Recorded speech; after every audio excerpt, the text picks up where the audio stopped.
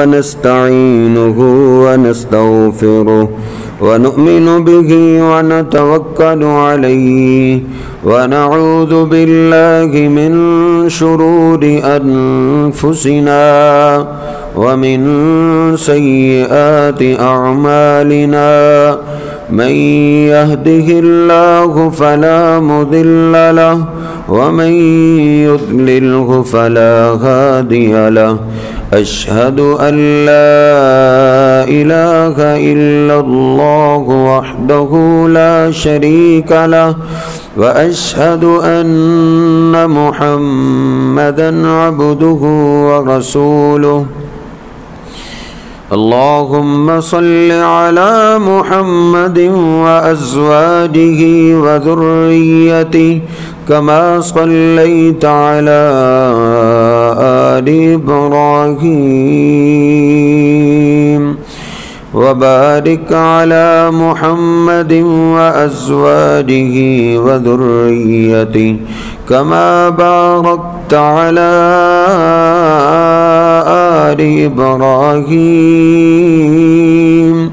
إنك حميد مجيد رب اشرح لي صدري ويسر لي أمري واحلل عقدة من لساني يفقه قولي رب زدني علما سبحانك لا علم لنا إلا ما علمتنا إنك أنت العليم الحكيم أما بعد فإن خير الحديث كتاب الله وخير الهدي هدي محمد صلى الله عليه وسلم وشر الأمور محدثاتها وكل محدثة بدعة وكل بدعة ضلالة وكل ضلالة في النار أعوذ بالله السميع العليم من الشيطان الرجيم من همزه ونفخه ونفسه بسم الله الرحمن الرحيم إنما المؤمنون الذين آمنوا بالله ورسوله ثم لم يرتابوا وجاهدوا في سبيل الله بأموالهم وأنفسهم أولئك هم الصادقون سبحان ربك رب العزة عما يصفون وسلام على المرسلين والحمد لله رب العالمين۔ سورۃ الحجرات کی اس آیہ مبارکہ میں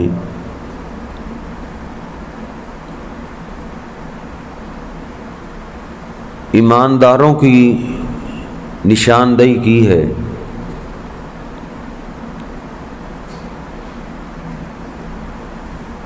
پہلی بات یہ سمجھیں، ہر مسلمان کے لیے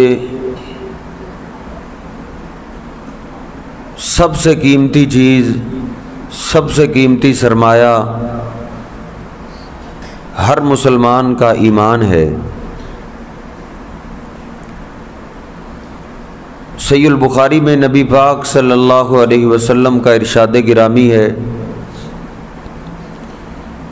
کہ ان اللہ یؤید الدین بالرجل الفاجر، کہ اللہ پاک اپنے دین کا کام کسی سے بھی لے سکتا ہے، ضروری نہیں کہ اللہ پاک اپنے دین کا کام صرف ایماندار سے ہی لے؟ جس کا دل ایمان سے خالی ہے اللہ دین کا کام اس سے بھی لے سکتا ہے، لیکن یاد رکھو لا يدخل الجنت الا مومن،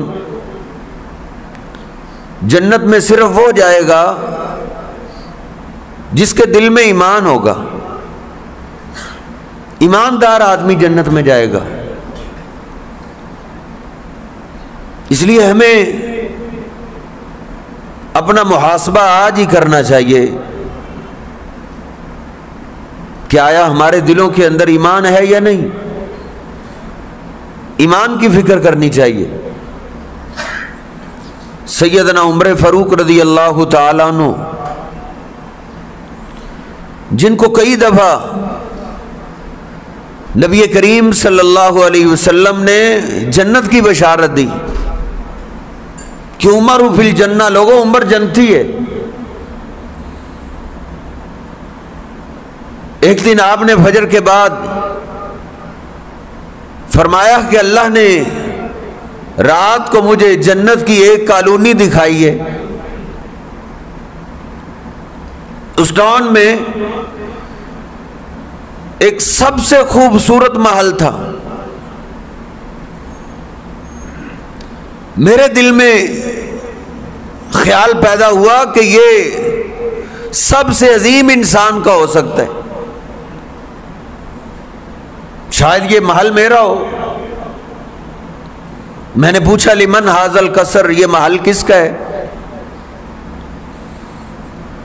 بتایا گیا کہ لرجل من امت محمد صلی اللہ علیہ وسلم، محمد صلی اللہ علیہ وسلم کے امتی کا ہے۔ آپ نے فرمایا انا محمد، میں محمد ہوں صلی اللہ علیہ وسلم۔ لمن ھذا القصر، یہ محل کس کا ہے؟ قال رجل من قریش، یہ محل ایک قریشی کا ہے۔ آپ فرماتے آنا من قریش، میں بھی قریش سے میرا تعلق ہے۔ لمن ھذا القصر، یہ محل کس کا ہے؟ آپ فرماتے ہیں پھر مجھے بتایا گیا یہ محل عمر فاروق کا ہے۔ ایسی بشارتیں، لیکن فکر کتنی ہے۔ پتہ چلا کہ سیدنا حذیفہ بن یمان کو نبی پاک علیہ الصلاۃ والسلام منافقین کے نام بتا کر گئے کہ یہ منافق ہے، یہ منافق ہے۔ ایک دن عمر فاروق رضی اللہ تعالیٰ عنہ اپنے دور خلافت میں سیدنا حذیفہ کے پاس پہنچے۔ اے حذیفہ، تم میرے حبیب کے رازدان ہو، میں تم سے اپنے حبیب کا راز نہیں پوچھ سکتا،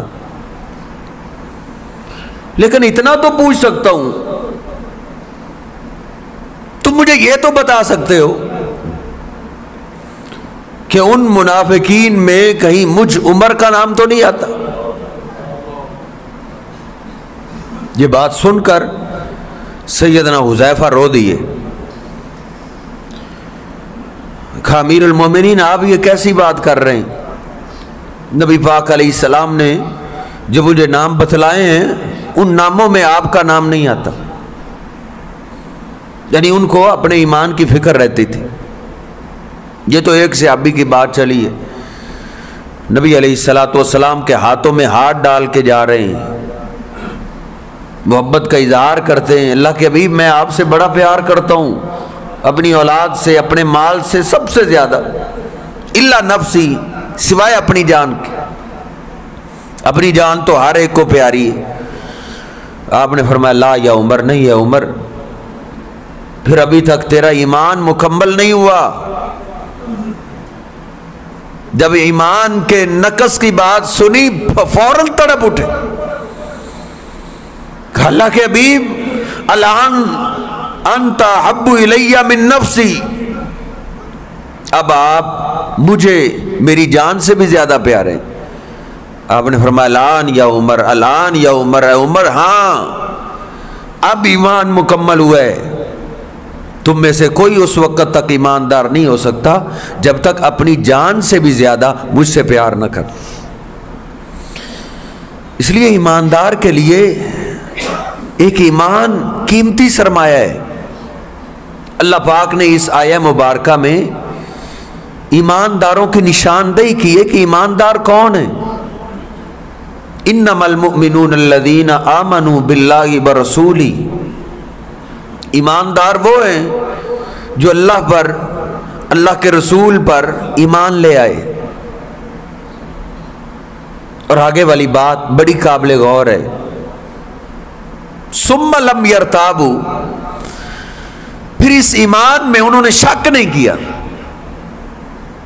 اللہ کی بات، اللہ کے محبوب پیغمبر علیہ السلام کی بات پہ پھر انہوں نے کبھی شک نہیں کیا، کبھی دل میں شک کا شیبہ نہیں آیا۔ یہ ہے ایمان کہ نبی پاک علیہ السلام کی زبان پاک سے جو بات نکل گئی ہے وہ حرف آخر ہے، اس میں شک نہیں۔ اگر دل میں شک آ گیا سمجھو ایمان نہیں کر رہے۔ ایمان وہاں ہوتا ہے جہاں حضور پاک کی باتوں میں شک نہ ہو۔ صحابہ کرام کی کیفیت دیکھ لے، ان کو نبی پاک علیہ السلام کی باتوں میں شک نہیں ہوتا تھا، پتھر پہ لکیر سمجھتے تھے۔ مرد تو مرد رہے، عورتوں کے ایمان کی کیفیت عجیب تھی، جن کو نبی پاک علیہ السلام نے نصف العقل کہا ہے، نصف الدین کہا ہے، وہ ایمان میں مکمل تھی۔ سیدنا عبداللہ ابن عباس رضی اللہ تعالیٰ عنہما بیان فرماتے ہیں، نبی پاک علیہ السلام کے پاس ایک سیاہ رنگ کی نوجوان خاتون آئی، آ کے عرض کرتی اللہ کے حبیب آپ سب کے لیے دعائیں کرتے ہیں، میرے لیے بھی دعا کریں۔ کیا دعا ہے؟ عرض کرتی اللہ کے حبیب انی اسرع ہوں، مجھے مرغی کا دورہ پڑتا ہے، گلی بازاروں میں گر جاتی ہوں، میرے لیے دعا کیجئے اللہ مجھے شفا دے دے۔ نبی پاک علیہ السلام فرماتے ہیں ان شئتی دعوت اللہ ان یعافیک، اگر تم چاہتی ہو تو میں آپ کے لیے اپنے رب سے دعا کروں گا، اللہ تجھے شفا دے دے گا۔ لیکن ایک میرا مشورہ ہے، ان صبرتی ولک الجنہ، اگر تم مجھ سے دعا نہ کرواؤ اور اس بیماری پہ صبر کرتی رہو تو میرا اللہ تجھے اس صبر کے بدلے جنت دے گا۔ نبی پاک علیہ السلام کی بات پہ اس کو شک نہیں تھا، تڑپ اٹھی، کہتی اللہ کے حبیب اگر آپ کہتے ہیں تو پھر آپ میرے لیے دعا نہ کیجئے، صبرت ودخلت الجنہ، بس ساری زندگی پھر صبر کر کے اللہ سے جنت ہی لوں گی۔ کیوں اس نے اپنی ساری زندگی داؤ پہ لگا دی؟ کیا بات تھی؟ اس کو نبی پاک علیہ السلام کی بات پہ یقین تھا، شک نہیں تھا۔ شیر خدا جناب علی المرتضیٰ فرماتے ہیں، ساتھیوں نے پوچھا وہ نبی پاک علیہ السلام نے جب آپ کو بول دیا تھا کہ دشمن تلواریں لے کے باہر آ چکے ہیں، اے علی پھر تم نبی پاک علیہ السلام کے بستر پہ لیٹے تو تمہیں ڈر نہیں لگا کہ دشمن تو حملہ کرنے والا ہے؟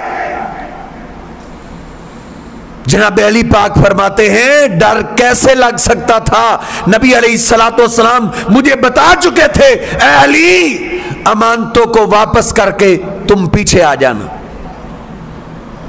جب نبی علیہ السلام نے کہہ دیا تم پیچھے آ جانا تو پھر مجھے یقین ہو گیا کہ آج یہ لوگ مجھے قتل نہیں کر سکتے۔ ثم لم یرتابوا، نبی علیہ السلام پہ ایمان لائے پھر شک نہ کرے۔ جناب صدیق کے پاس چوٹی کا دشمن ہے،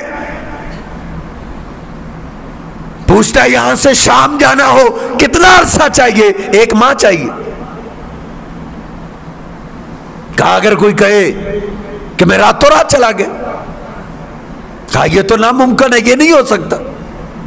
کہا اگر کہے وہ میں واپس بھی آ گیا، کہا یہ نہیں ہو سکتا۔ کہا اگر وہ کہہ دے کہ میں ادھر سے 7 آسمانوں کی سیر کر کے آ گیا۔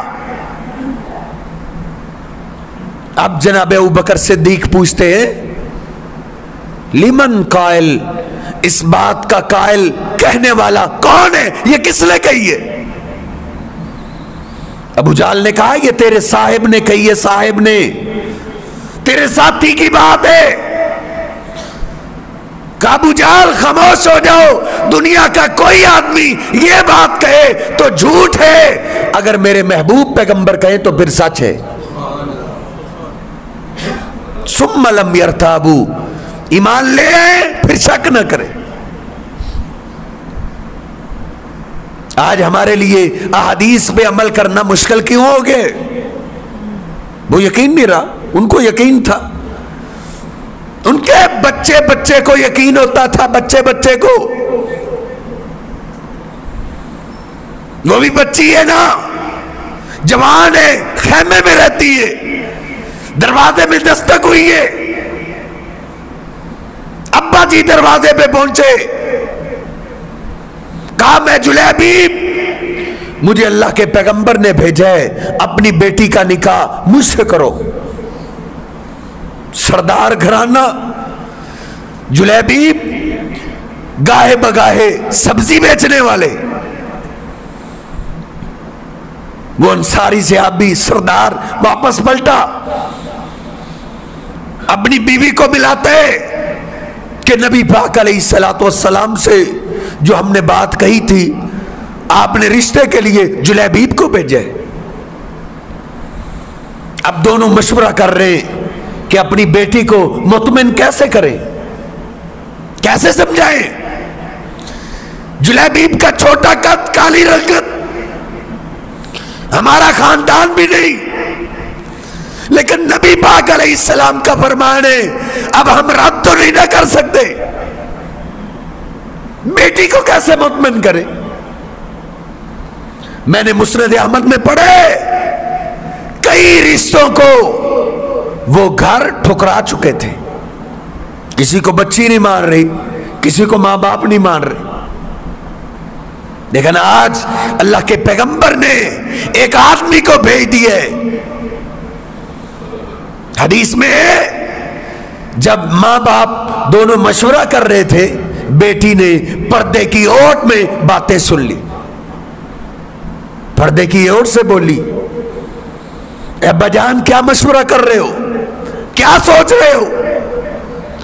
اتریدان ان تردوا علی رسول اللہ امرہ، کیا تم یہ چاہتے ہو کہ میں اللہ کے پیغمبر علیہ السلام کے فیصلے کو ٹھکرا دوں گی؟ نہیں، رضیت لنفسی ما رضی علی رسول اللہ، جس رشتے کو میرے لیے اللہ کے پیغمبر نے پسند کیا ہے میں نے بھی پسند کر لیا ہے۔ ثم لم یرتابوا، پھر شک نہیں کرنا۔ آگے والی بات سننے والی ہے، کہتی ہے ماں حوصلہ رکھو، اے ابا جان حوصلہ رکھو، نبی پاک علیہ السلام کی بات پہ یقین رکھو، مجھے یقین ہے اذ لا یزین اللہ ابدا، جب میں اپنے حبیب کی بات کو مانوں گی میرا اللہ مجھے کبھی بھی ضائع نہیں کرے گا۔ ثم لم یرتابوا، پھر شک نہیں کرنا۔ پھر ایسا ہی ہوا، شادی ہو گئی، لوگوں نے بڑی باتیں کی کہ یہ نکاح کوئی جوڑ کا نہیں لگتا، یہ سردار گھرانہ وہ غریب، لیکن اللہ پاک نے پھر برکات ایسی ڈالی۔ سیدنا انس فرماتے ہیں وہ دور میں نے اپنی آنکھوں سے دیکھا ہے جب مدینہ سے زکوٰۃ اکٹھی کی جاتی سب سے زیادہ زکوٰۃ جلیبیب کے گھر سے نکلتی تھی۔ انما المؤمنون الذین آمنوا باللہ ورسولہ ثم لم یرتابوا، ایماندار وہ ہے جو ایمان لانے کے بعد پھر شک نہیں کرتے۔ اس لیے اپنے یقین کو بناؤ، جیسا یقین بڑھے گا ویسے ہی اللہ کا قرب ملے گا، ویسے ہی اللہ کے ہاں اس کا مقام بڑھتا ہے جس کا یقین بڑھتا ہے۔ اس امت میں سے سب سے زیادہ یقین جناب ابوبکر صدیق کا، اتنا یقین اور کسی کا نہیں۔ نبی پاک علیہ الصلوۃ والسلام نے جب نبوت کا اعلان کیا جناب صدیق مکہ میں نہیں تھے، صبح سویرے دکان کھولی، ان کے دوست آئے، کہا جانتے ہو کل ایک بڑا عجیب واقعہ پیش آیا ہے آپ کے مکہ میں، آپ کے دوست محمد بن عبداللہ صلی اللہ علیہ وسلم انہوں نے کل نبوت کا اعلان کر دیے۔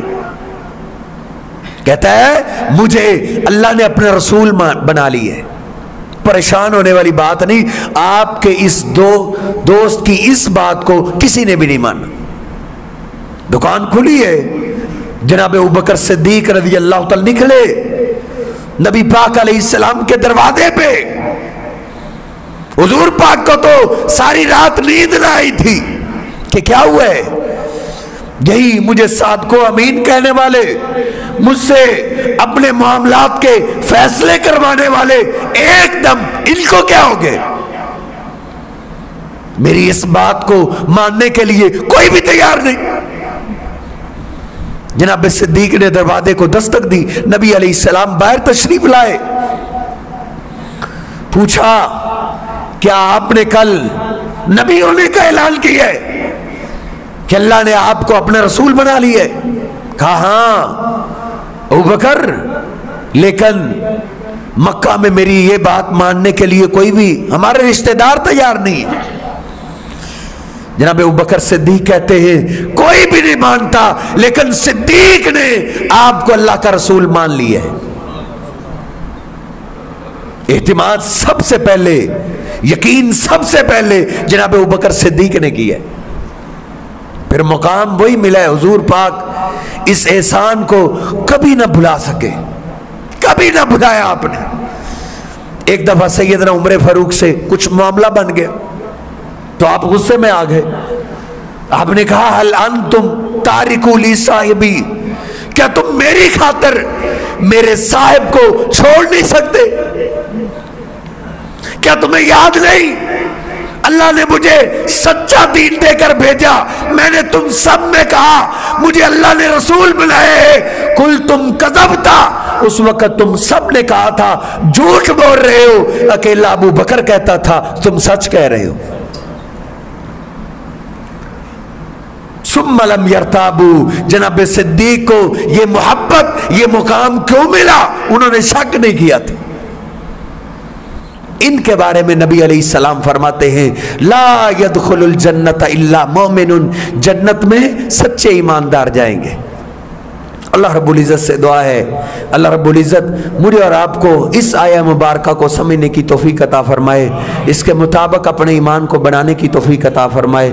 اللہ ہمیں مجاہدوں میں شامل فرمائے، اللہ ہمارے دلوں میں جہاد کا جذبہ پیدا فرمائے، حضور پاک علیہ السلام کی باتوں پہ ہمیں مکمل یقین کرنے کی اللہ توفیق عطا فرمائے۔ وَأَقُولُ قَوْلِي هَٰذَا أَسْتَغْفِرُ اللَّهَ لِي وَلَكُمْ وَلِسَائِرِ الْمُسْلِمِينَ۔